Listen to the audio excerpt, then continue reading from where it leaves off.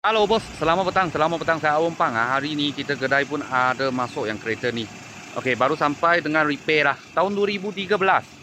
Proton Freeway 1.6. Ini tak ada turbo punya, tak ada turbo. Harga jual 9,800. Okey, 9,800. Lepas tu ini kita akan tukar, sudah order.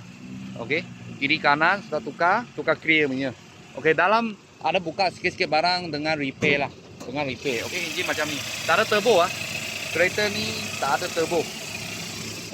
Okey. Lepas tu dalam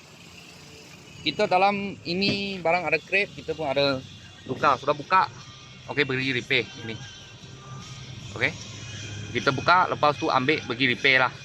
Repair siap nanti kita pasang balik. Okey, mileage dia 170 lebih. 170 lebih. Okey, dalam punya seat semua macam ni. Okey. Cak kira okey lah, cuma depan ada sikit-sikit cala saja. Belakang pun cantik juga.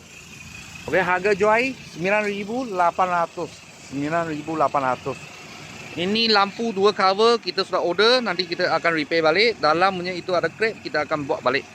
Sekarang tengah repair lah, repair siap. Baru apa? Tapi 9,800 ini sudah include masuk lah. Include ini buat ini lampu ke dalamnya itu aksesori punya barang. Kalau bos-bos dan kawan-kawan siapa minat, boleh kontak saya lah atau datang kita kedai sini. Ada tapak yang kereta ni. Kalau ada apa guna-guna kereta, saya akan video lagi. Thank you bos, thank you.